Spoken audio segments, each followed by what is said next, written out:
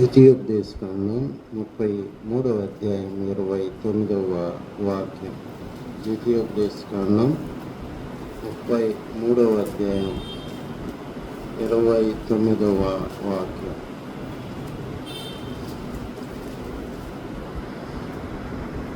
ఇశ్రాయేలు చదవండి. ఇశ్రాయేలు నీ భాగ్యం ఎంత గొప్పది, యెహోవా రక్షించిన నిన్ను పూర్ణవాడు ఎవడు? ఆయన నీకు సహాయకరమైన కేడము,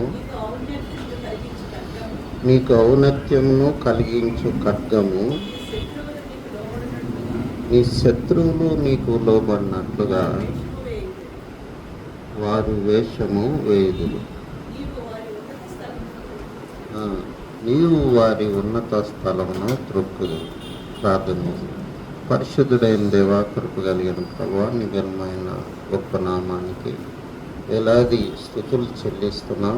నా ప్రభువా, నా దేవా, ఇంతవరకు భూమి మీద సజీవులుగా ఉన్నామంటే అది కేవలం నీ దయా, నీ కృప తప్పితే వేరేదేమీ లేదని ప్రభువా నిన్ను స్తుతిస్తున్నా. ప్రభువా నాయన, నువ్వు ఇచ్చిన రక్షణ అది దాని విలువ మాకు అర్థం కావట్లేదు. దాన్ని మేము గ్రహించగలిగేటట్టు సహాయం దయచేయండి ప్రభా. నీవు ఇచ్చిన రక్షణ అది ప్రభా మేము కాపాడుకొని అంతం వరకు నీకు నమ్మకంగా ఉండి నిన్ను మేము ప్రభా ఈ రాకడలో మేము కలుసుకోవటానికి కృపగా ఇచ్చేయమని యేసుక్రీస్తు నామంలో ప్రార్థిస్తున్నాం తండ్రి.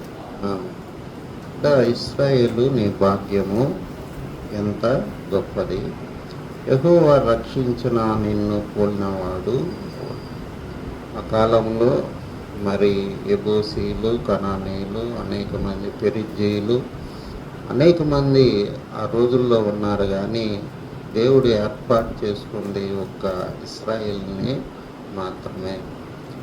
కాబట్టి ఇక్కడ మోషే చివరిగా ఏం చెప్తున్నాడంటే అందరి గురించి చెప్పి ఆయన చివరిగా ఫైనల్ కంక్లూజన్ ఇశ్రాయేల్ని గూర్చి, ఇశ్రాయేల్ని భాగ్యము ఎంత గొప్ప. కాబట్టి మనం ప్రపంచంలో ఎంతోమంది కోటీశ్వరులను చూస్తూ ఉంటాం. మరి ఖలీఫా అని పెద్ద పెద్ద సౌదీ అరేబియా, తర్వాత అనేక గొప్ప గొప్ప దేశాలు మనకి ఉన్నాయన్నమాట. గొప్ప గొప్ప ఆస్తులు ఉన్న వాళ్ళు ఉన్నారు. కానీ వీళ్ళందరినీ భాగ్యవంతులుగా బైబిల్ చెప్పలేదు. మనకి ఇక్కడ ధనవంతుల లిస్ట్ ఉంటుంది, ఒకటి ఫోర్డ్ లిస్ట్ ఒకటి ఉంటుంది.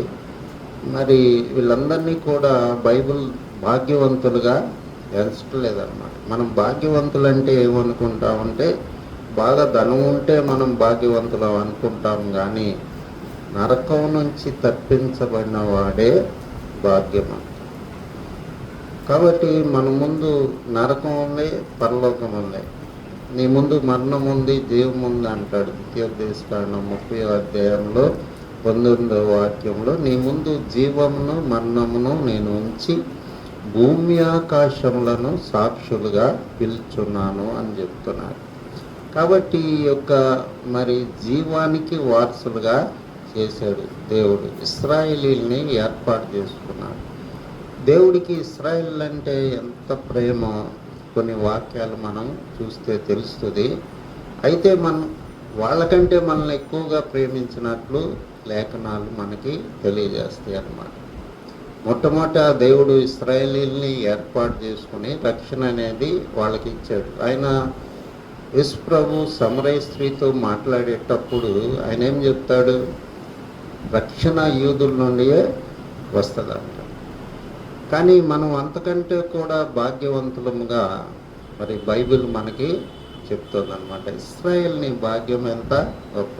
జేబులో రూపాయి లేకపోవచ్చు రక్షణ పొందినవాడికి, తినటానికి తిండి లేకపోవచ్చు, ఉండటానికి ఇల్లు లేకపోవచ్చు. చాలామంది సేవకులు దరిద్రాన్ని వాళ్ళు సంతోషంగా అనుభవిస్తారు. పౌలు కూడా అంటాడు, నేను ఎంతో మరి ఉపవాసాలు ఉన్నాను, తిండి లేకుండా ఉన్నాను, మరి ఓడ పగిలి మరి ఒక రాత్రి అంతా ఉన్నాను అని రకరకాలుగా ఆయన కష్టాలు చెప్తాడు. కానీ అయినా కానీ నాకు ఆ కష్టాల్లో ఎంతో సంతోషంగా నాకుందని 12వ అధ్యాయం 2 కొరింథీలో పౌలు చెప్తాడన్నమాట. ఎందుకని ఆయన భాగ్యవంతుడు కాబట్టి అలా చెప్పాడు. కొరింథీయులకు రాసిన పత్రిక 12వ అధ్యాయం 10వ వాక్యం మనం చూసినట్లయితే, కొరింథీయులకు రాసిన పత్రిక 12వ అధ్యాయం 10వ వాక్యం.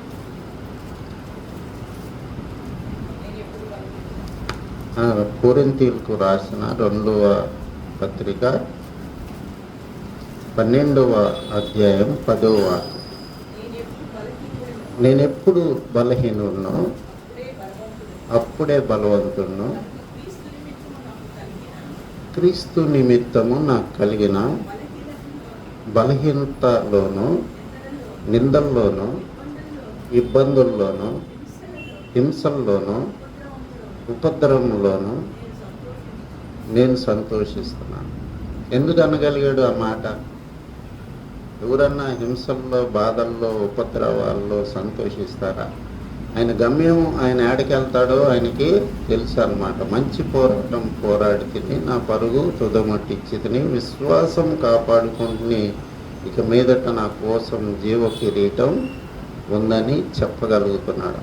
కాబట్టి క్రీస్తుని కలిగిన వాళ్ళే భాగ్యవంతులు అన్నమాట. ఈ లోకంలో నువ్వు ఎన్ని ఉన్నా కానీ, ఎంత ఆస్తి ఉందా, ఎంత పలుకుబడి ఉందా, ఎంత హోదా ఉందా, నీకు ఎంత ఫాలోయింగ్ ఉందా, ఎంత పని వాళ్ళు ఉందా. ఉదాహరణకి ముఖేష్ అంబానీకి పని వాళ్ళకి లక్షల జీతం అని చెప్తారు, ఎన్నో కార్లు. అవి చెప్పడానికి మరి సమయం సరిపోదు, అంత ఆస్తి ఉంది. అయితే ప్రభు వస్తే ఎక్కడ ఉంటారు?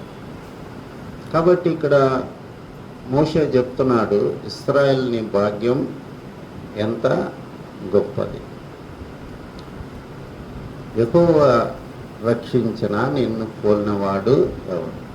కాబట్టి మనం దేని మీద దృష్టి పెట్టాలి? రక్షణ మీద మనం దృష్టి పెట్టాలి. సాతానుడు మనకు గుడ్డితనం కలిగించి ఏం చేస్తాడంటే దాని మీద దీని మీద ఉండి మన చనిపోయిన దాకా ఏమనుకుంటాడంటే తర్వాత పొందొచ్చులే రక్షణ, ఏముంది, చనిపోయేటప్పుడు బాప్తిసం తీసుకోవచ్చు అనుకుంటారు. బాప్తిసం తీసుకున్నంత మాత్రాన ఎవరు పరలోక రాజ్యానికి వెళ్తారు. బాప్తిసం తీసుకుంటే పరలోక రాజ్యం వెళ్తే ప్రపంచం అంతా కూడా పరలోక రాజ్యం వెళ్తుంది అన్నమాట. ఎవరు పరలోక రాజ్యం వెళ్తారంటే ఈ లోకంలో నుండి యూటర్న్ తీసుకొని దేవునితో కలిసి నడిచే వాళ్ళే పరలోక రాజ్యంలోకి వెళ్తారు. ఇరుకు మార్గమున ప్రవేశింప పోరాడు. అందరూ దాని గురించి ప్రయాసపడతారు కానీ కొంతమంది వెళ్తారని లూకాసు వార్త 13వ అధ్యాయంలో యేసు ప్రభు చెప్తాడన్నమాట. కాబట్టి మనకి ఏమున్నా ఏం లేకపోయినా యేసు ప్రభు అనే గొప్ప భాగ్యం మనకి ఉందన్నమాట. బుద్ధి విజ్ఞాన సర్వ సంపదలు ఆయనలో గుప్తమై ఉన్నవి మనకి. అయితే మనం పట్టించుకోము ఇవన్నీ కూడా. మనం ఎంతసేపు మన స్టేటస్, మనకేముంది, మన ఆస్తిపాస్తులు, మన పిల్లల ఉద్యోగాలు, ఇవే మనం చూసుకుంటాం. కానీ యేసు ప్రభు కలిగి ఉన్నాడా లేదా, ఆయన ఇప్పుడు వస్తే నేను ఎక్కడికి పోతాను అనేది ఎవ్వరు కూడా ఆలోచించలేదు. ఇశ్రాయేల్ని భాగ్యం ఎంత గొప్పది. ఇశ్రాయేల్ అంటే దేవుడికి ఎంత ప్రేమ అంటే కొన్ని వాక్యాలు మనం చూసుకుందాం. ద్వితీయోపదేశకాండం 7వ అధ్యాయం 6వ వాక్యం. ద్వితీయోపదేశకాండం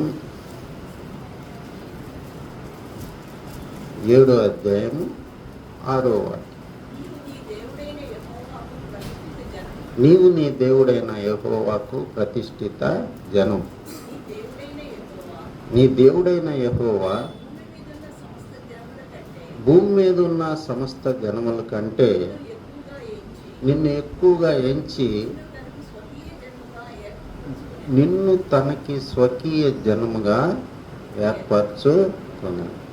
కాబట్టి ఏమంటున్నాడు? మీరు ప్రతిష్ఠిత జనమని మోషే చెప్తున్నాడు ఇశ్రాయేలుకి. మీరు ప్రతిష్ఠిత జనమని చెప్తున్నాడు, అంటే ప్రత్యేకించబడిన జనం అన్నమాట. కాబట్టి దేవుడు మరి మీరు కింద వాక్యాల్లో మీరు చాలా ఎక్కువ మంది అనిగా దేవుడు మిమ్మల్ని ఎంచుకోలేదు, కానీ మీ పితరులకు ఇచ్చిన మాట వలన మిమ్మల్ని దేవుడు ఏర్పాటు చేసుకున్నాడు అని చెప్తున్నాడు. కాబట్టి మరి ఇశ్రాయేల్ అంటే దేవుడికి వల్లమాలిన ప్రేమ. వాళ్ళు తప్పులు చేసినా కానీ వాళ్ళని విడిచిపెట్టడు. కారణం ఏంటంటే అబ్రహాంకి ఇచ్చిన మాట అన్నమాట. తర్వాత మనం చూసినట్లయితే నిర్గమకాండం 4వ అధ్యాయం 22-23 వాక్యంలో ఇశ్రాయేల్ నా జ్యేష్ఠపుత్రుడు అని మోషేకి చెప్తాడు దేవుడు. వెళ్ళి ఫరో రాజుకి చెప్పు, ఇశ్రాయేలు నా జ్యేష్ఠ పుత్రుడు. ఒక దేవుడు ఒక జనాంగాన్ని తన జ్యేష్ఠ పుత్రుడిగా ఎంచుకొని ఏమంటున్నాడు, పెద్ద మైటీ ఎంపరర్కి, ఒక చక్రవర్తికి ఏం చెప్పిస్తున్నాడు, ఇశ్రాయేల్ నా జ్యేష్ఠ పుత్రుడు అంటున్నాడు. చూడండి నిర్గమకాండం 4వ అధ్యాయం 22-23 వాక్యాలు. అప్పుడు నీవు ఫరోతో, ఇశ్రాయేల్ నా కుమారుడు, నా జ్యేష్ఠ పుత్రుడు, నన్ను సేవించినట్లు నా కుమార్ని పోనిమ్మని నీకు ఆజ్ఞాపించుచున్నాను. వాని పంపనొల్లని ఎడల నీ జ్యేష్ఠ కుమారుణ్ణి చంపెదనని యెహోవా సెలవిస్తున్నాడు. చెప్తున్నాడు క్లియర్గా, నువ్వు నా కుమారుణ్ణి పంపించకపోతే నీ జ్యేష్ఠ కుమారుణ్ణి, ఐగుప్తిలో ఉన్న జ్యేష్ఠ కుమారులందరినీ కూడా ఆయన చంపినట్లు మనం చూస్తాం అన్నమాట. ఏం చెప్తున్నాడు, నా జ్యేష్ఠ కుమారుడు అంటున్నాడు. ఇశ్రాయేల్ నా జ్యేష్ఠ కుమారుడు అంటున్నాడు. నా కుమారుడు, నా జ్యేష్ఠ కుమారుడు అంటే జ్యేష్ఠ కుమారుడికి ఎక్కువ భాగం ఉంటుంది. ఆయన దేవదూతలనల్లా నా జ్యేష్ఠ కుమారుడు అని, ఇశ్రాయేలు నా జ్యేష్ఠ కుమారుడు అని చెప్పాడు. తర్వాత మనం చూస్తే యెషయా గ్రంథం 5వ అధ్యాయంలో 7వ వాక్యం. యెషయా గ్రంథం 5వ అధ్యాయం 7వ వాక్యం. ఇశ్రాయేలు వంశము సైన్యములకు అధిపతియగు యెహోవా ద్రాక్ష తోట. కాబట్టి ఆయన ఎంతగా వాళ్ళని ఎంచుకున్నాడంటే, వాళ్ళు నీతిమంతులని కాదు.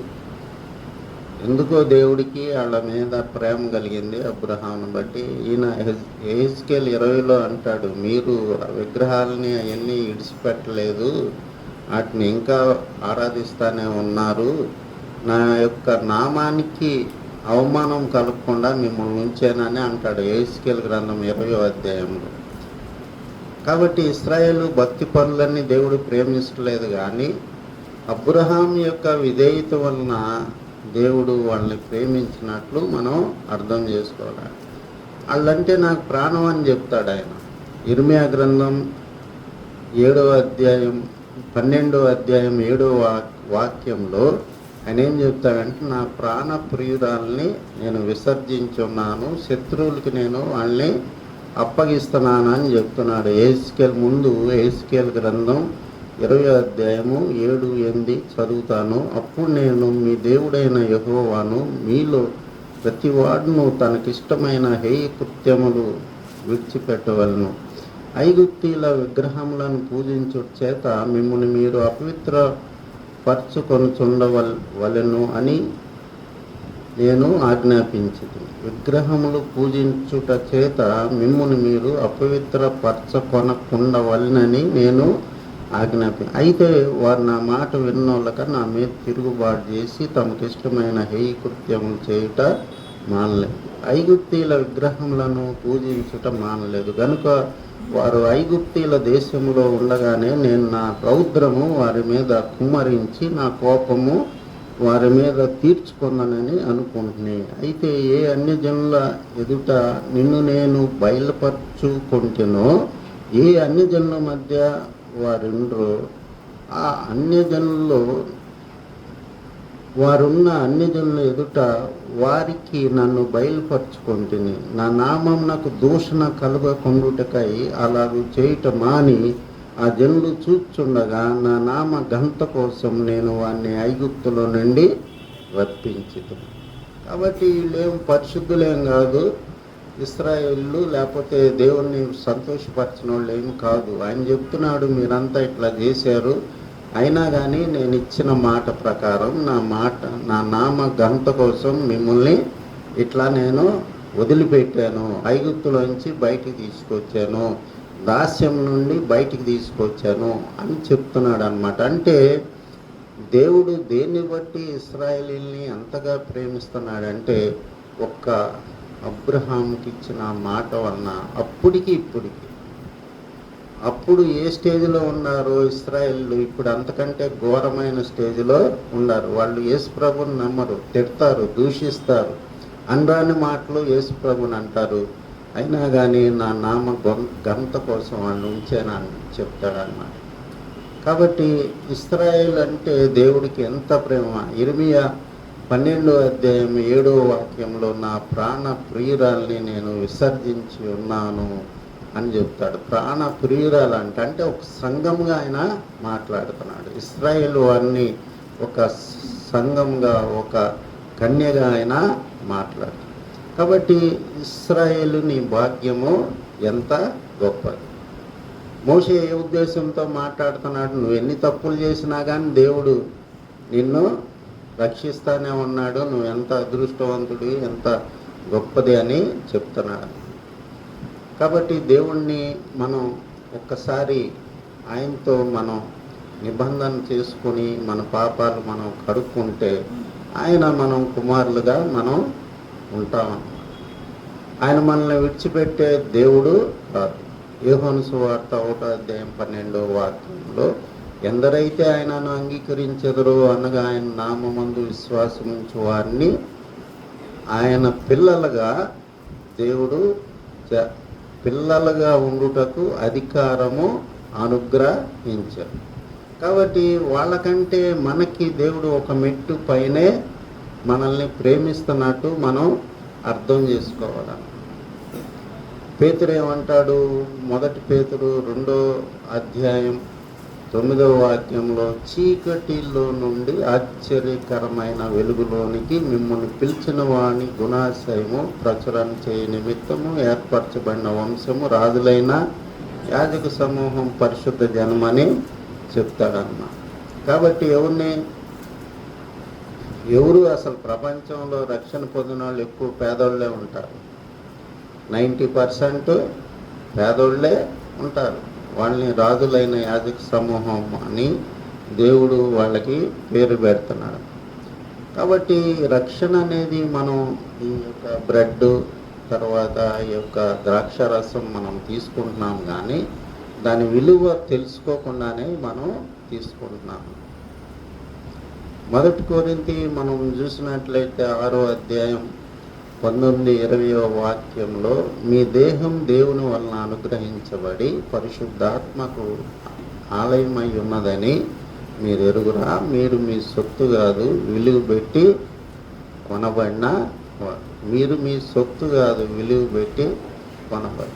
దేంతో కొన్నాడు ఆయన? మనం ప్రకటన గ్రంథం 5:10 చూస్తే వధించబడిన వాడై మరి తన రక్తం ఇచ్చి ప్రతి జనంలోనూ ఆయా భాషలు మాట్లాడే వాళ్ళని ఆయన కొని తన దేవునికి ఒక రాజ్యముగా చేశాడని అక్కడ వాక్యం ఉందని. కాబట్టి ఇశ్రాయేలీల్ని రక్తంతో కొన్నట్టు లేదు, కానీ ఎవరైతే ఆయన యందు విశ్వాసం ఉంచుతారో వాళ్ళందరినీ కూడా ఆయన రక్తం ఇచ్చి కొన్నట్లు మనం చూస్తాము. కాబట్టి మన భాగ్యం ఎంత గొప్పది అని మనం గ్రహించుకున్నప్పుడు మన రక్షణని మనం కాపాడగలుగుతాం. మన భాగ్యం కాదు ఇదేదో మనం బాప్తిసం తీసుకున్నాం, మామూలుగా చర్చిలకు వెళ్తున్నాం, పాటలు పాడుతున్నాం, చందాలు వేస్తున్నాం, ఆచారపూర్వక భక్తిలో మన రక్షణ గురించి మనం సీరియస్గా ఆలోచించలేము. ఇశ్రాయేల్ని భాగ్యం ఎంత గొప్ప. ప్రతోడు కూడా అట్లాగే అనుకోవాలి, ఇశ్రాయేల్ లాగా ఇశ్రాయేల్ని భాగ్యం ఎంత గొప్పది. కాబట్టి మనం చాలా గొప్పవాళ్ళం అన్నమాట. నాకు పర్సనల్గా నేను మరి చాలా పేదరికం మాది. ఇక్కడ ఉన్న వాళ్ళు చాలామంది కూడా పేదరికంలో నుండి వచ్చిన వాళ్ళే. గొప్ప గొప్ప వాళ్ళని చూసినప్పుడు చాలా ఏంట్రా దేవుడు మనల్ని ఎట్లా పుట్టించాడు, దేవుడిని తెలుసుకోకముందు ఏంది మనకి టీ తాగటానికి కూడా డబ్బులు ఉండేవి కాదు, మా ఇంట్లో వాళ్ళు ఇచ్చేవాళ్ళు కాదు, ఆడాడ అప్పులు పెట్టి ఏదో సాగిచ్చేవాళ్ళు. తర్వాత ఎప్పుడైతే యేసుప్రభుని తెలుసుకున్నానో మరి అప్పుడు గొప్ప వాళ్ళని చూసి నాకు జాలేసి, వీళ్ళు ఎట్లా తట్టుకుంటారు నరకం, మరి ఇంత సుఖంగా ఉంటున్నారు, ఇంత ఏసీల్లో ఉంటున్నారు, వీళ్ళు మనకైతే దేవుడు పరలోక రాజ్యం ఇచ్చాడు, వీళ్ళు మనం అదృష్టవంతులు, వాళ్ళ దురదృష్టవంతుడు అనేలాగా ఆలోచన నాది టర్న్ అయిందన్నమాట. కాబట్టి మన జేబులో పైసా లేకపోయినా కానీ కొంతమంది పాస్టర్లకి అసలు డబ్బులు ఉండవు, కానీ మొహం వెలిగిపోతారు, నవ్వుతా ప్రైజ్ లార్డ్ బ్రదర్ అని పెద్ద పెద్దగా అరుస్తా నవ్వుతూ వస్తూ ఉంటారు. కారణం ఏంటంటే వాళ్ళ భాగ్యం ఏందో వాళ్ళకి తెలుసు అన్నమాట. మన రక్షణని మనం ఎంత విలువైనదో భావించలేకపోతున్నాం ఈ రోజుల్లో.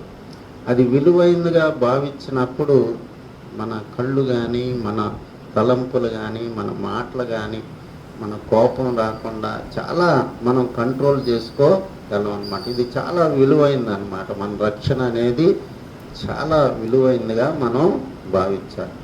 ఇశ్రాయేలు అట్లా భావించపోయినా కానీ ఏమంటున్నాడు మోషే, నీ భాగ్యం ఎంత గొప్పది, నిన్ను మించినోడు లేడు భూమి మీద అని చెప్తాడు. ఆమోసు గ్రంథం 3వ అధ్యాయం 2వ వాక్యంలో ఈ భూమి మీద మిమ్మల్ని నేను ఎరిగాను, మీరు తప్పితే నాకెవరు తెలియదు అంట.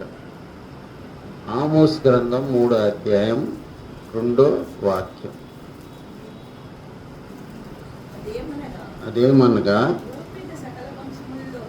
భూమి మీద సకల వంశముల్లోనూ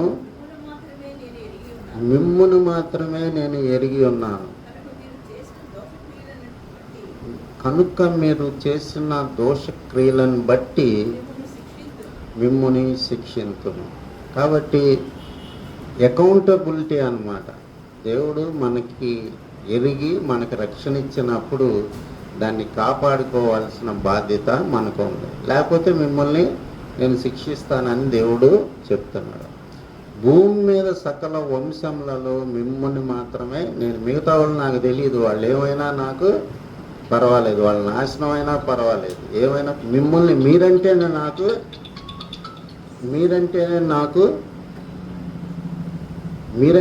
తెలుసు, మిగతా వాళ్ళు ఎవరు కూడా నాకు తెలియదని దేవుడు చెప్తున్నాడు. కాబట్టి ఎప్పుడైతే రక్షణ మనం పొందుతామో, ఎప్పుడైతే మన పాపాల గురించి మనం పశ్చాత్తాపడతామో, ఎప్పుడైతే మనం దేవుని రక్తంతో మన పాపాలు కడుక్కుంటామో, ఒక గొప్ప బాండ్ అనేది దేవుడికి మనకి మధ్య ఉంటుంది అన్నమాట. మనం ఎప్పుడైతే దేవుడికి బ్యాక్ స్లైడ్ అవుతామో దేవుడు ఎంతో దుఃఖపడతాడు. మిమ్మును మాత్రమే నేను ఎరిగి ఉన్నానని చెప్తున్నాడు. కాబట్టి ఇశ్రాయేలు నీ భాగ్యం ఎంతదో. కాబట్టి నేను ఎంజాయ్ చేస్తూ ఉంటాను. అసలు నాకు ఆ బైక్ మీద తిరుగుతున్నా కానీ నా స్టేటస్ తక్కువగా ఏమి అనిపించదు. నాకు ఎంజాయ్ చేస్తా రోడ్డు మీద తిరుగుతూ ఉంటాను నేను. కారణం ఏంటంటే ప్రభువుతో మనకున్న సంబంధం అన్నమాట. కాబట్టి ప్రభువుతో మనకున్న సంబంధాన్ని మనం జాగ్రత్తగా కాపాడుకోవాల్సిన అవసరం ఉంది.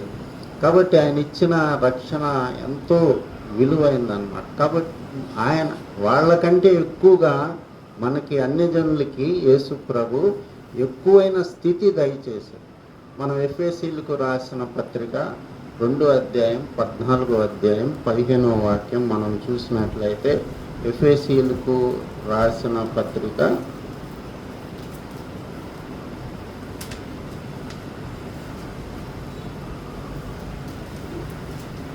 2వ అధ్యాయం 13, 14 వాక్యాలు. అయినను మునుపు దూరస్తులైన మీరు ఇప్పుడు క్రీస్తు యేసునందు క్రీస్తు రక్తం వలన సమీపస్తులై ఉన్నారు. ఆయన మనకి సమాధానమై ఉండి మీకును మాకును ఉండిన ద్వేషంను, అనగా విధి రూపకమైన ఆజ్ఞల కల్లా ధర్మశాస్త్రంను తన శరీరమందు కొట్టివేయుట చేత మధ్య గోడను పడగొట్టి మన ఉభయుల్ని ఏకం చేసింది. పౌలు ఈ యొక్క అన్యులకి చెప్తున్నాడు అన్నమాట, ఎఫెసీ సంఘానికి చెప్తున్నాడు అన్నమాట. మునుపు దూరస్తులైన మీరు యేసుక్రీస్తు రక్తం వలన సమీపస్తులై ఉన్నారు. కాబట్టి ఇశ్రాయేలీలు ఉన్నప్పుడు యేసు ప్రభు లేడు, వాళ్ళ రక్తంతో వాళ్ళని కొనుక్కోలేదు. అయినా కానీ మోషే ఏమంటున్నాడు, ఇశ్రాయేల్ని భాగ్యం ఎంత గొప్పది, మరి యెహోవా రక్షించిన నిన్ను పోలినవాడు ఎవడున్నాడు. అంతకంటే గొప్ప స్థితిలో దేవుడు మన నుంచి ఆయన రక్తంతో కొనుక్కొని కుమారులుగా వారసులుగా మనల్ని చేశాడన్న. మనకి రోమీలకు రాసిన పత్రిక 8వ అధ్యాయంలో మనం వారసులమని ఉంటుంది అన్నమాట. ఆయనకు వారసులు అంటే ఏంటి? ఒక ధనవంతుడికి వారసుడు అయితే బోళ్ళు మనకి డబ్బు వస్తుంది, కానీ దేవునికే వారసులు అంటే భూమి ఆకాశానికి కూడా మనం వారసులమని అనుకోవచ్చు. రోమీలకు రాసిన పత్రిక 8వ అధ్యాయము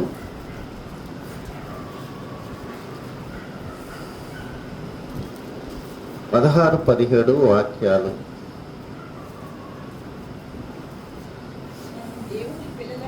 మనం దేవుని పిల్లలమని ఆత్మ తానే మన ఆత్మతో కూడా సాక్ష్యం ఇచ్చున్నాడు.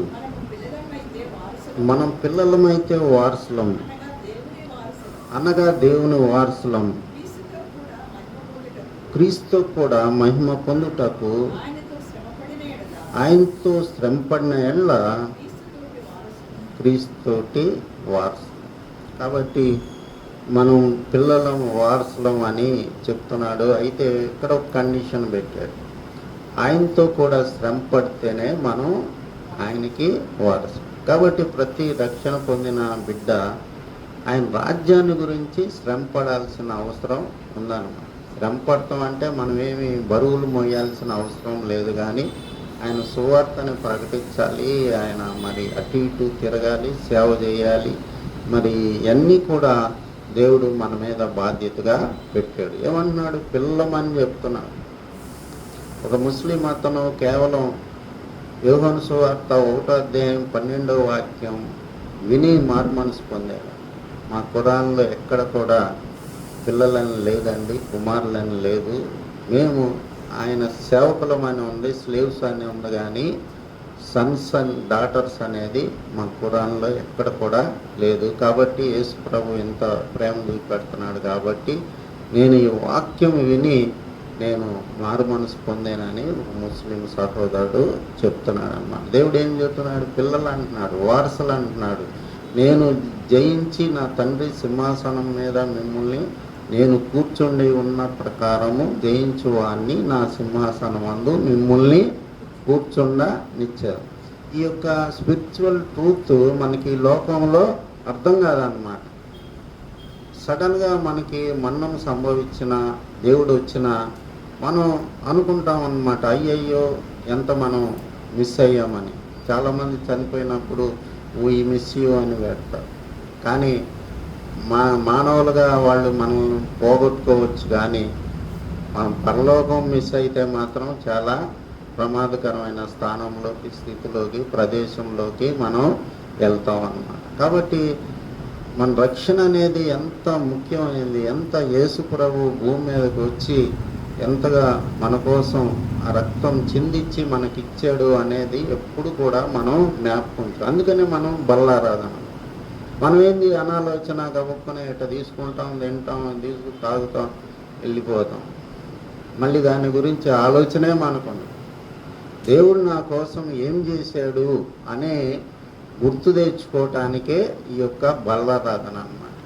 ఎంతగా ఆయన శరీరం ముక్కలైపోయింది, ఎంతగా ఆయన రక్తం చివరికి ఆయన నీరు రక్తం వచ్చిందని చెప్తారు. ఒక సైనికుడు వచ్చి బల్యంతో పొడిచినప్పుడు ఆయన శరీరంలో రక్తం ఏమి లేదని చెప్తారు. కాబట్టి ఆయన ఇచ్చిన రక్షణ ఉచితంగా ఇచ్చిన మనం, అది మనం కొనలేని రక్షణ అన్నమాట. ఆ రక్తం కొన్ని కోట్లు పెట్టినా కానీ పెద్ద పెద్ద ధనవంతులకు కూడా రక్షణ అనేది దొరకదు. ఎవరైతే ఆయన యందు విశ్వాసం ఉంచుతారో వాళ్ళకే రక్షణ. యేసు ప్రభు నా పాపాలు ఆయన మీదకు తీసుకున్నాడు, నేను పొందాల్సిన శిక్ష ఆయన పొందాడని నమ్మి ఇప్పుడు నేను నా పాపాలు ఒప్పుకున్నాను, నేను ఆయన రక్తంలో నీతిమంతుణ్ణి అని నేను నమ్మితే నేను మరి ఆయన కుమారుణ్ణి అవుతాను. రోమీయులకు రాసిన పత్రిక 10వ అధ్యాయం 9-10 వాక్యాల్లో రక్షణ అంటే ఏంటి అనేది ఉందన్నమాట. రోమీయులకు రాసిన పత్రిక 10వ అధ్యాయంలో 9-10 వాక్యాల్లో రక్షణ అంటే ఏందో అక్కడ ఉంది.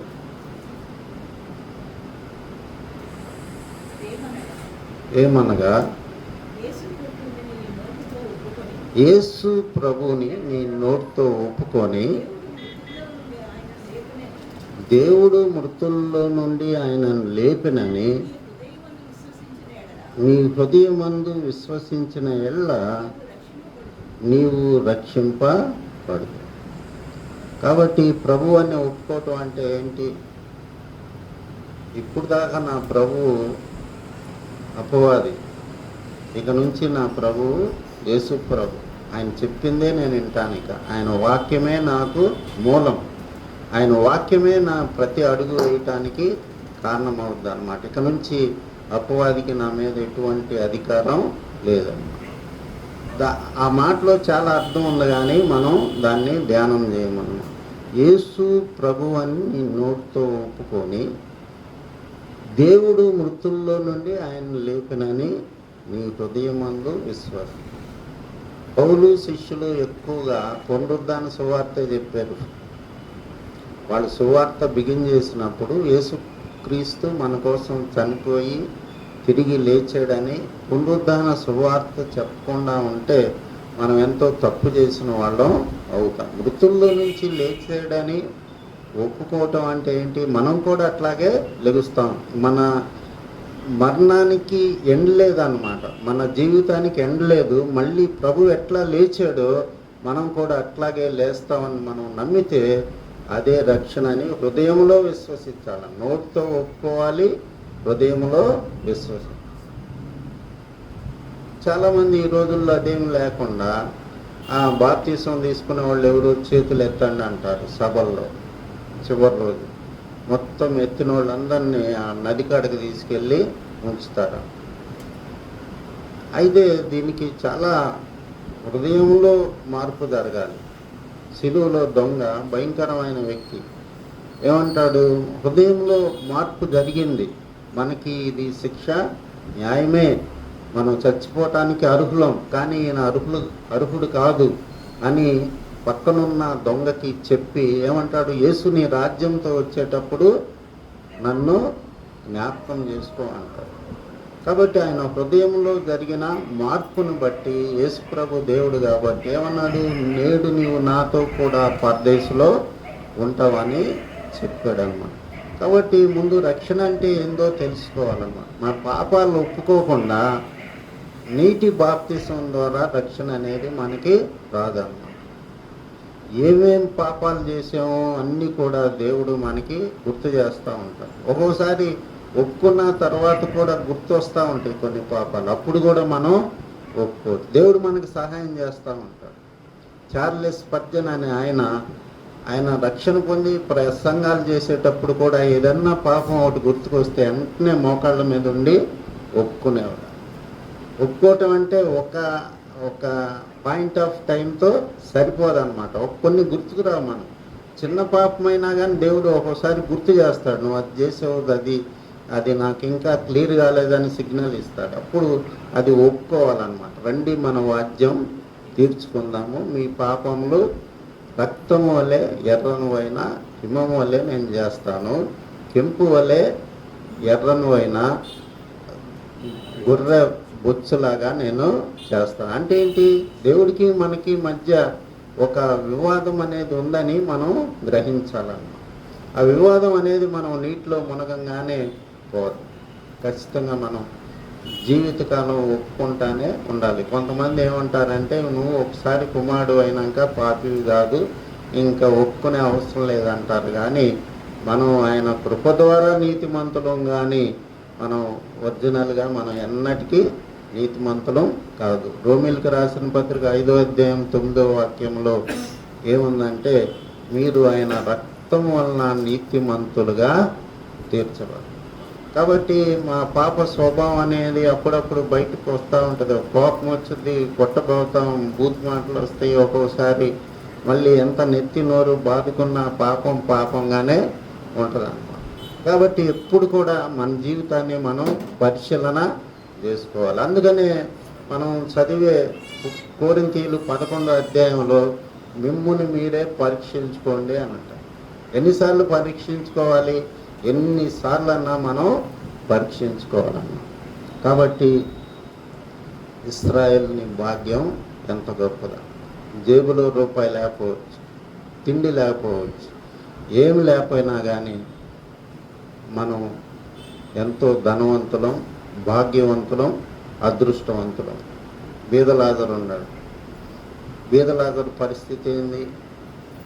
వేసుకోవటానికి బట్ట లేదు, తినటానికి తిండి లేదు, ఆరోగ్యం సరిగ్గా లేదు, స్నేహితులు లేరు, బంధువులు లేరు, పలకరించేవాళ్ళు లేడు, కుక్క వచ్చి మళ్ళీ పైగా ఇబ్బంది పెట్టేది, నాలుగుతో అదన్నీ నాకుతూ ఉంది.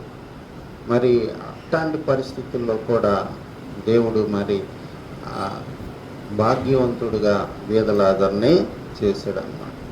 కాబట్టి ఎందుకు నేను అనుకుంటాను, ఎందుకు వెళ్ళి ఉంటాడు బీదలాజరు పరలోక రాజ్యం అంటే, దేవుడి మీద సనుక్కోలే ఆయన. దేవా నాకెందుకు ఈ స్థితి, ధనవంతుడు కంపేర్ చేసుకోవాలా. ముఖ్యంగా ధనవంతుడికేమో అన్నీ ఇచ్చేసావు నువ్వు, నాకేమో తినటానికి తిండి లేదని ఆ మాట అని ఉండడని నేను అనుకుంటున్నాను. కాబట్టి మన జీవితంలో ఎవరితో మనం కంపేర్ చేసుకోకూడదు. ఎందుకని మనం ఆల్రెడీ ధనవంతులం అన్నమాట. ఒకరితో కంపేర్ చేసుకోకూడదు. మెటీరియల్గా మనం భౌతికంగా మనం ఎవరితో కంపేర్ చేసుకోకూడదు. వాళ్ళ కారు ఉందే, లేకపోతే వాళ్ళ బంగ్లా ఉందే, నాకెందుకు లేదని కంపేర్ చేసుకో. నీకు రక్షణ ఉందా లేదా? నీకు రక్షణ ఉంటే నీ భాగ్యం ఎంతో గొప్పదన్నమాట. ఇశ్రాయేలు నీ భాగ్యం ఎంత గొప్పది. యెహోవా రక్షించిన నిన్ను పోలినవాడు ఎవడు ఉన్నాడు ప్రపంచంలో అని మోషే చెప్తున్నాడన్నమాట. నిజంగానే ఇశ్రాయేల్ అనే వంశాన్ని, ఇశ్రాయేల్ అనే ద్రాక్ష వల్లిని దేవుడు కాపాడుకుంటా వస్తున్నాడు. చాలా యుద్ధాల్లో చాలా జనాలు చనిపోయారనమాట. వాళ్ళ వంశాలు లేకుండా పోయింది. కానీ ఇశ్రాయేల్ అనే ఆ ద్రాక్ష వల్లిని దేవుడు కాపాడుకుంటూ వస్తున్నాడు. ఇప్పటికీ దేవుడు వాళ్ళని కాపాడుతున్నాడు. వాళ్ళు దేవుణ్ణి ప్రేమించిపోయినా దేవుడు వాళ్ళని ప్రేమిస్తున్నాడు. అదే వాళ్ళ భాగ్యం. ఎఫ్రాయిము నిన్ను నేను ఎట్టా విడిచిపెట్టాలంటాడు హోషేయ గ్రంథంలో. ఎఫ్రాయిము నిన్ను నేను ఎట్లా విడిచిపెట్టాలి, నిన్ను చేత్తో పట్టుకొని నడిపించాను నేను, ఎట్లా విడిచిపెట్టాలని చెప్తాడు. అంతకంటే మనం గొప్ప స్థితిలో ఉన్నామని దేవుని వాక్యం మనకి తెలియజేస్తాం. ఇశ్రాయేల్కి దేవుడు లోపలికి పోయి ఉండలేదు, మనకి లోపలికి పోయే అదృష్టం దేవుడు మనకి ఇచ్చాడు అన్నమాట. నేను వెళ్ళిపోవచ్చున్నాను, వేరొక ఆదరణకర్తను మీ కొరకు నేను పంపుతాను, ఆయన మీలో ఉండును, మీతో ఉండును. కాబట్టి మనకి ఈ యొక్క కొత్త నిబంధన కాలంలో దేవుడు మనకెంతో అదృష్టాన్ని, భాగ్యాన్ని ఇచ్చాడు అన్నమాట. ఇశ్రాయేలు నీ భాగ్యము ఎంత గొప్పదా. కాబట్టి అసలు యెహోవా దేవుడుగా కలిగిన జనులు ధన్యులు అన్నమాట. వాళ్ళు పాపం చేయని, లేకపోతే దేవుని ఆజ్ఞలు పాటించిపోని. ఎందుకు ఆ మాట ఉంది బైబిల్లో? యెహోవా దేవుడుగా కలిగిన జనులు ధన్యులని ఎందుకు ఉంది? ఏదో ఒక రోజు పశ్చాత్తాపడే అవకాశం వాళ్ళకి వస్తుంది, ఇంకొకరికి రాదు. ఇంకొకరు ఏం చేస్తారు, ఆ విగ్రహాల దగ్గరికి వెళ్ళి సాగిలు పడుతూ ఉంటారు. మనకి ఆ యెహోవా దేవుడుగా కలిగిన జనులు ధన్యులని ఎందుకుందంటే, ఏదో టైంలో మన దేవుణ్ణి మనం మీట్ అవుతాం అన్నమాట, తెలుసుకుంటాం, పశ్చాత్తాపడతాం.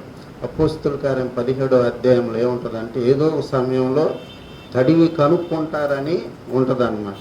కాబట్టి మరి ఇశ్రాయేలుని భాగ్యం ఎంత గొప్పది. చివరిగా మనం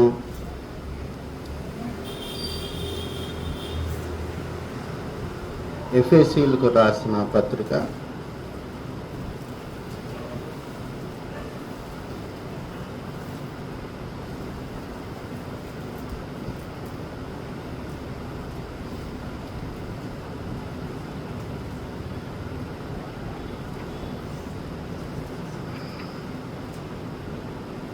1వ అధ్యాయము 21వ వాక్యం 20 నుంచి, ఆయన బలాశయం చేత క్రీస్తుని అధికారం కంటేను, శక్తి కంటేను, ప్రభుత్వం కంటేను ఈ యుగమునందు మాత్రమే కాక రాబో యుగమునందును పేరు పొందిన ప్రతి నామం కంటేను ఎంతో హెచ్చుగా పరలోకమునందు ఆయన తన కుడి పార్శ్వమున పెట్టుకొని ఉన్నాడు. మరియు సమస్తమును ఆయన పాదముల క్రింద ఉంచి సమస్తం పైన ఆయన సంఘమును శిరస్సుగా నియమించాను. ఆ సంఘము ఆయన శరీరం. ఇక్కడ ఏం రాయబడి ఉంది?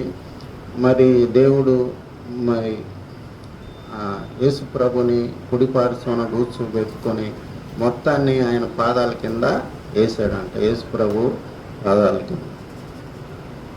అయితే 7వ వాక్యంలో, 2వ అధ్యాయం 7వ వాక్యంలో, క్రీస్తు యేసు నందు మనలను ఆయనతో కూడా లేపి పరలోకమందు ఆయనతో కూడా కూర్చుండబెట్టాడు.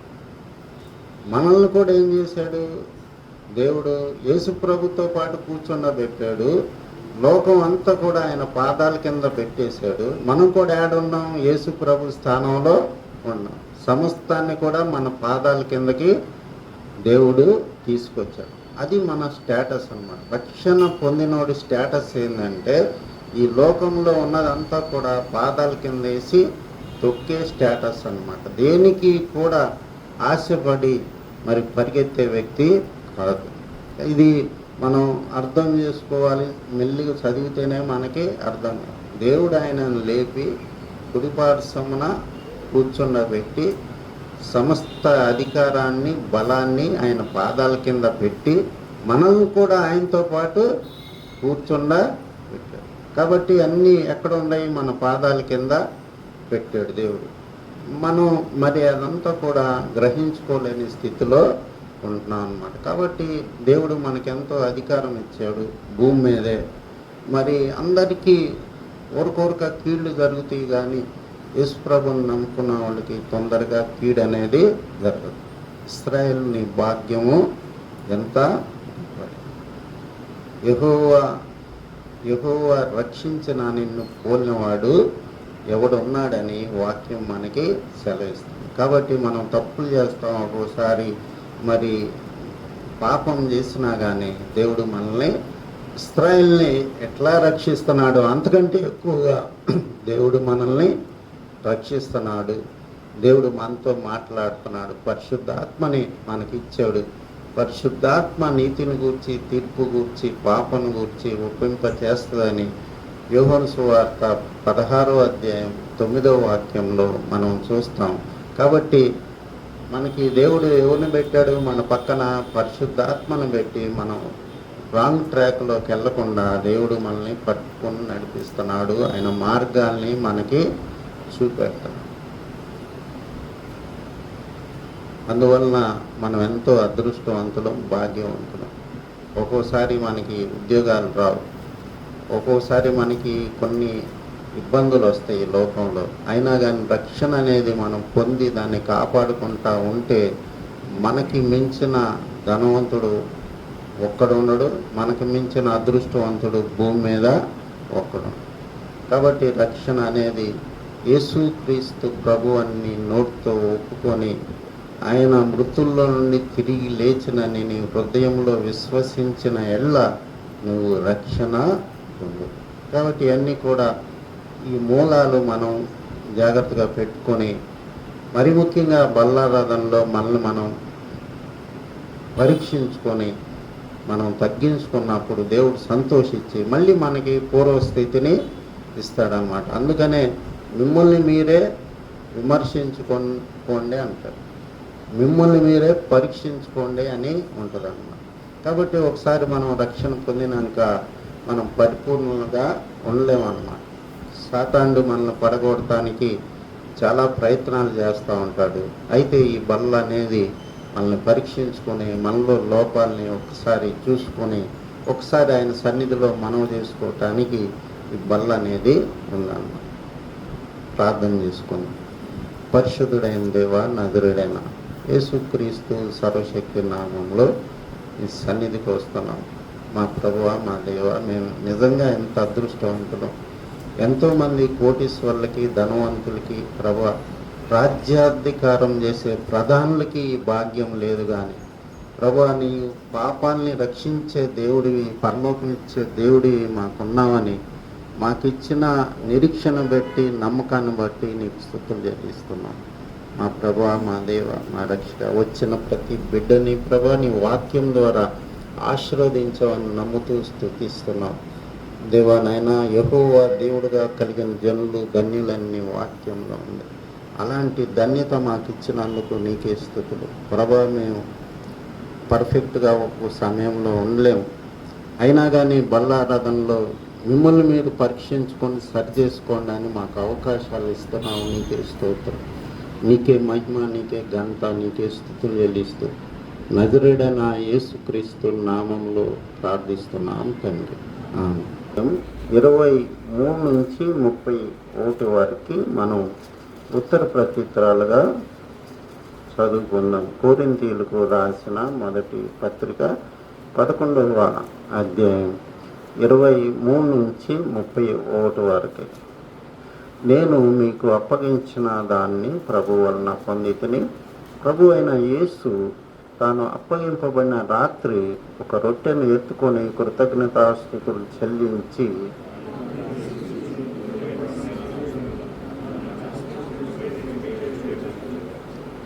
ఆ ప్రకారమే భోజనమైన పిమ్మట ఆయన పాత్రను ఎత్తుకొని, ఈ పాత్ర నా రక్తం వలనైన క్రొత్త నిబంధన, మీరు దీనిలోనిది త్రాగునప్పుడల్లా నన్ను జ్ఞాపకం చేసుకొనుటకై దీన్ని చేయుడని చెప్పాను.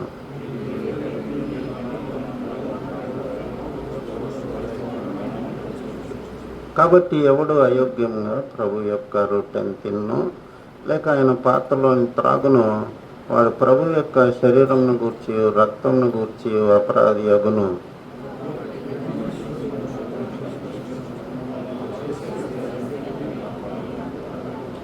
ప్రభు శరీరమని వివేచింపక తిని త్రాగువాడు తనకు శిక్షావిధి కలుగుటకే తిని త్రాగుచున్నాడు.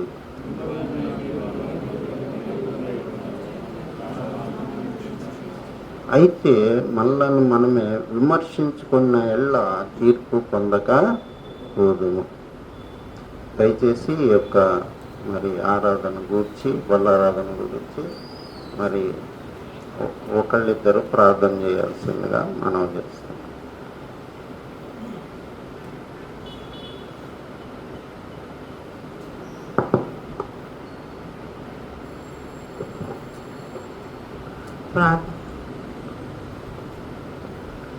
మహాగణుడు, మహోన్నతుడు, నిత్య నివాసమైన తండ్రి, అయ్యా, పోయిన బల్ల నుండి కూడా ఈ బల్ల వరకు కూడా మమ్మల్ని సజీవుల లెక్కలో ఉంచి ప్రభు మీ యొక్క బలిష్టమైన చేతి కింద దీన మనుషులుగా ఉండటానికి మాకు సహాయం దయచేసిన గొప్ప దేవా నీకు వందనాలు.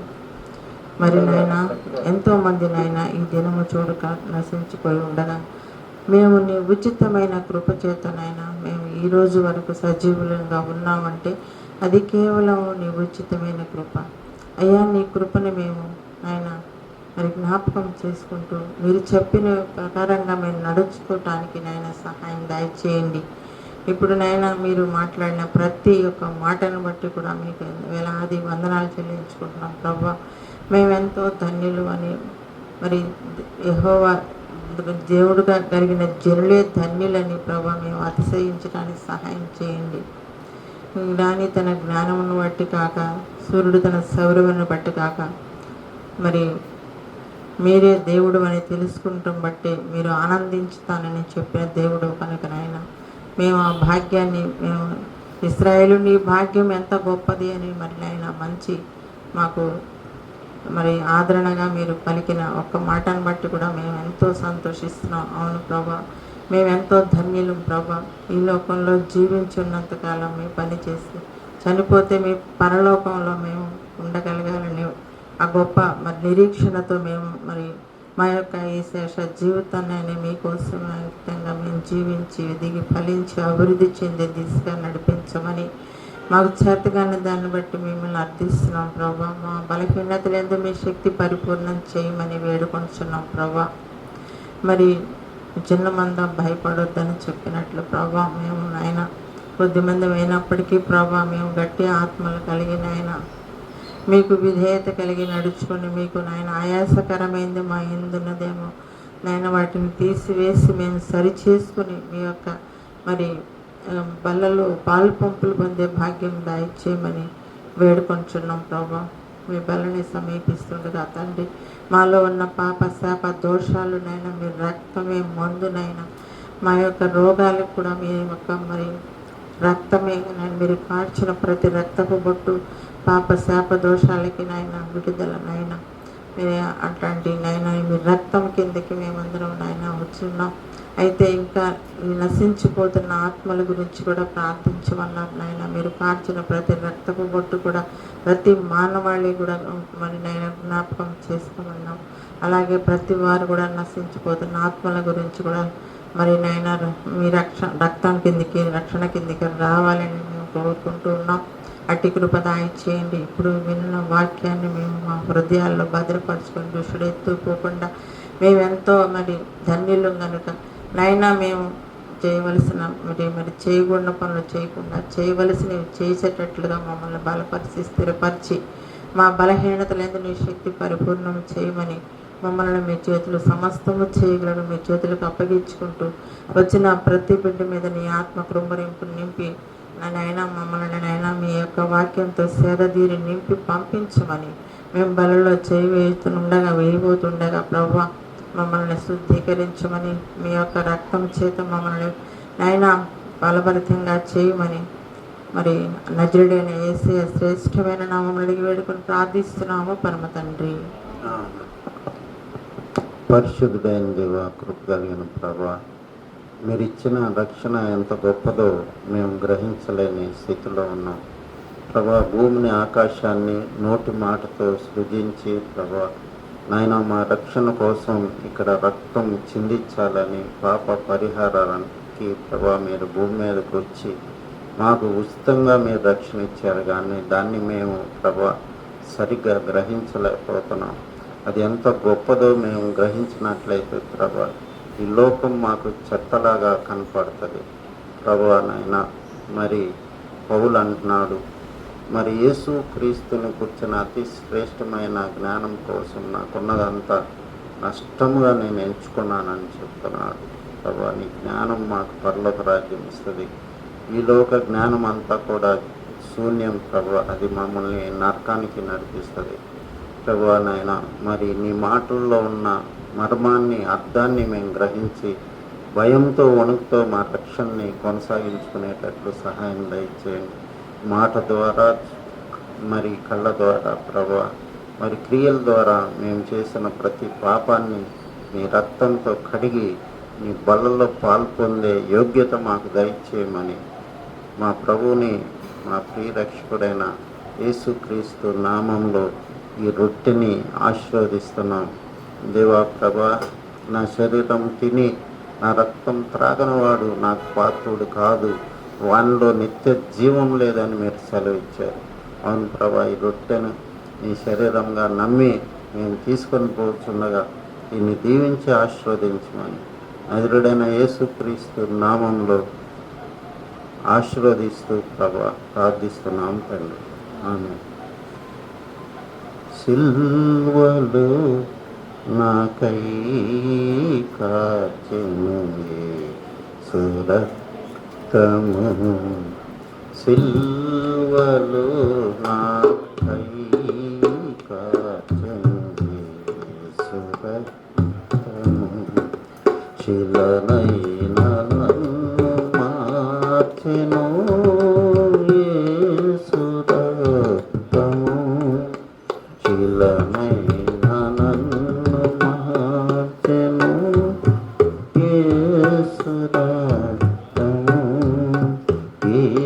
ప్రభు యేసు రక్తము, యేసు రక్తము, ప్రభు యేసు రక్తము, అమూల్యమైన రక్తము, యేసు రక్తము, మూల్యమైన రక్తము, యేసు రక్తము, సిల్వలో నాకై కాచెను యేసు రక్తము. కొరింథీయులకు రాసిన మొదటి పత్రిక 11వ అధ్యాయం 23-24 వాక్యాలు మనం చదువుకున్న తర్వాత అందరం కలిసి ఒకేసారి రొట్టెను తీసుకున్నాం. నేను మీకు అప్పగించిన దాన్ని ప్రభు వలన పొంది తిని, ప్రభు అయిన యేసు తను అప్పగింపబడిన రాత్రి ఒక రొట్టెను ఎత్తుకొని కృతజ్ఞతాస్తుతులు చెల్లించి దాన్ని విరిచి, ఇది మీ కొరకైన నా శరీరము, నన్ను జ్ఞాపకం చేసుకుంటకై దీన్ని చేయుడని చెప్పాను. దయచేసి అందరూ రొట్టెను తీసుకో.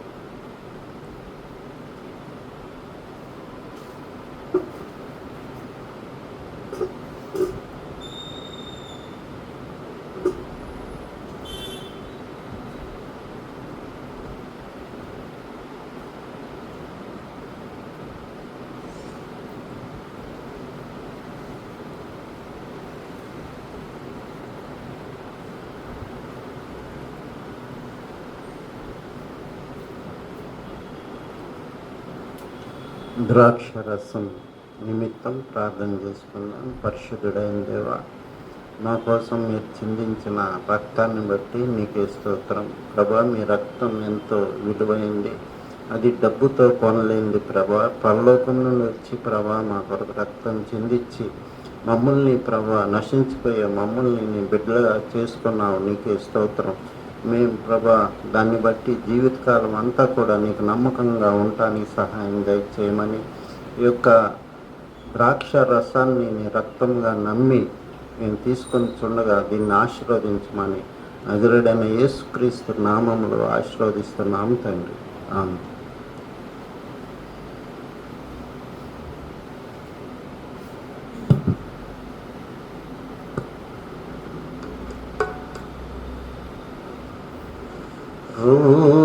రోగములను బాపును యేసు రక్తము, రోగములను బాపును యేసు రక్తము, దురాత్మల పారద్రోలును యేసు రక్తము, దురాత్మ పారద్రోలును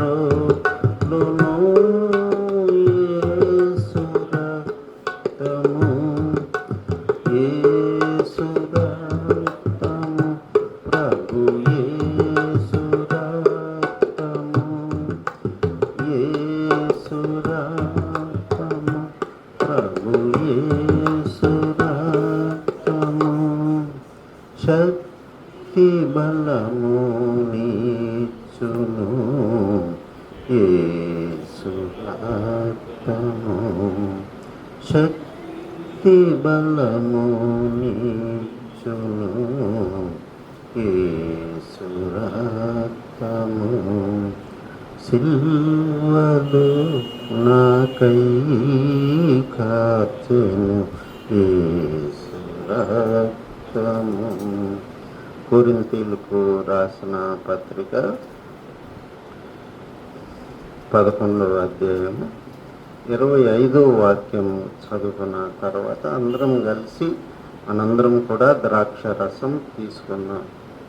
ఆ ప్రకారమే భోజనమైన పిమ్మట ఆయన పాత్రను ఎత్తుకొని, ఈ పాత్ర నా రక్తం వలన క్రొత్త నిబంధన, మీరు దీనిలో నుంచి త్రాగునప్పుడల్లా నన్ను జ్ఞాపకం చేసుకుంటకై దీన్ని చేయుడని చెప్పాను. దయచేసి అందరూ ద్రాక్షరసం తీసుకోండి.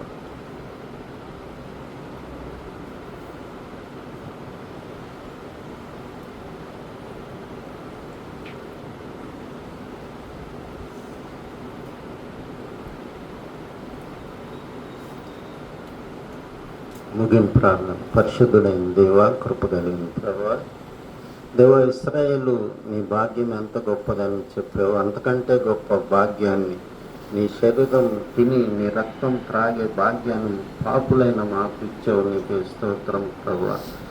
దేవా ప్రభా, మమ్మల్ని ఎంతగానో ప్రేమించి ఎక్కడో భారతదేశంలో ఒక మారుమూల ఉండేవాళ్ళని ప్రభా నీ వాక్యం ద్వారా దర్శించి మమ్మల్ని ప్రభా రక్షించి ప్రభా నాయన మరి మమ్మల్ని కాపాడుతూ ప్రభా పరలోకం అనే నిరీక్షణ మాకు ఇచ్చినందుకు నీకే స్తోత్రం మా ప్రభా.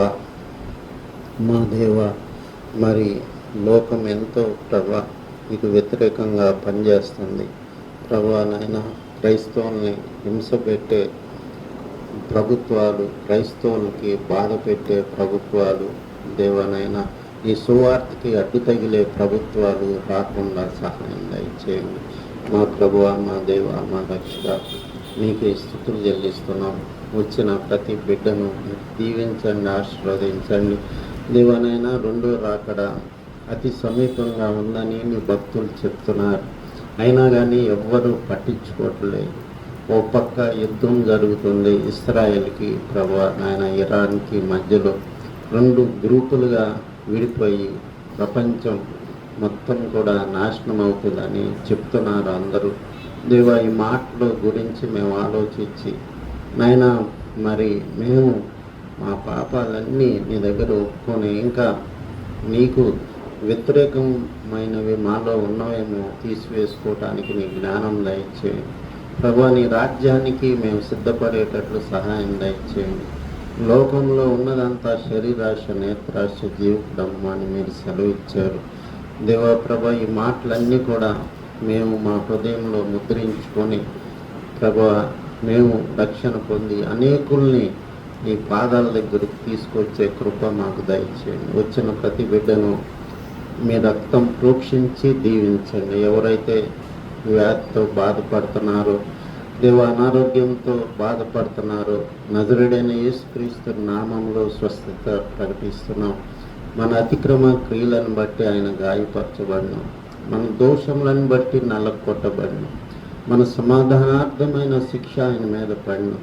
ఆయన పొందిన దెబ్బల చేత మీరు స్వస్థత నొంది ఉన్నారు అనే వాక్యాన్ని బట్టి మీకు స్తుతులు చెల్లిస్తున్నాం. ఆ వాక్యాన్ని నమ్ముతున్నాం కాబట్టి ప్రభా నాయన ఇక్కడున్న ప్రతి బిడ్డకి స్వస్థత దయచేయమని దేవా నాయన. మళ్ళా శనివారం వచ్చి నీ సన్నిధిలో పాల్గొందే భాగ్యం నాకు దయచేయమని దేవా. 4-5 జరిగే మీటింగ్స్ని ఆశీర్వదించమని నీ దాసుడైన ఎబెనెజర్ పాల్ గారు ఏమి ప్రభా ఆయన అనారోగ్యం లేకుండా క్షేమంగా నీ ఇక్కడికి మీటింగ్కి వచ్చి ప్రభా మరి నీ యొక్క సువార్తని మరి మేము వినేటట్లు సహాయం దయచేయమని దేవా ప్రభా. నీకే మహిమ, నీకే ఘనత, నీకే స్తుతులు చెల్లిస్తూ నజరుడైన యేసుక్రీస్తు సర్వశక్తి నామంలో ప్రార్థిస్తున్నాం తండ్రి, ఆమేన్. మన తండ్రి అయిన దేవుని ప్రేమ, యేసు ప్రభు వారి కృప, పరిశుద్ధాత్మ యొక్క శక్తి సహవాసం ఇప్పుడు ఎల్లప్పుడూ మనకి తోడుగా ఉన్నగాక, ఆమేన్.